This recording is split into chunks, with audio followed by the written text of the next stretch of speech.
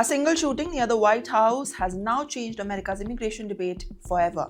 And overnight, one soldier dead, another fighting for life, and President Donald Trump announcing that he will permanently pause migration from the third world nations.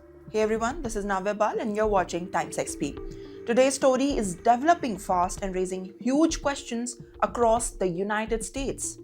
Let's start from the beginning. On Wednesday, two National Guard members were standing near a bus stop close to the White House. Suddenly, a gunman opened fire in what officials are calling it as the ambush-style attack. 23 years old Sarah Beckstrom from West Virginia was shot twice. 24 years old Andrew Wolf was hit and rushed to the hospital in critical condition. On Thursday, President Trump confirmed the heartbreaking news that Sarah Beckstrom had died. Investigators later identified the shooter as Rahmanullah Lakhanwal, a 29-year-old Afghan national. He came to the US in 2021 under the Biden-era program for the Afghans who worked with the US government. Officials also say that he had worked with CIA-backed military units in Afghanistan. He was granted asylum this year by the Trump administration, but according to the investigators, he drove across the country and carried out the attack with a .357 revolver before the Guard members shot him. Within hours, Trump blamed what he called as the failed venting under the Biden administration. He said millions of unknown migrants entered the country in those years and demanded a complete review of every Afghan admitted during that period. Federal agencies immediately responded.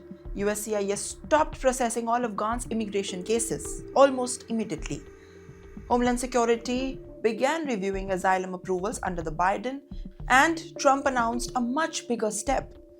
He said he would permanently pause migration from all third world nations and remove anyone who says has a nest asset to the United States. He also said migrants who cannot integrate or threaten the public safety should also be denaturalized and also deported. Trump even suggested that only reverse migration could fix the situation. Meanwhile, more than 190,000 Afghans have been resettled in the United States since 2021. Officials say Lakhanwal passed all venting checks and appeared clean at all times. But the attack has now reignited a huge political fight.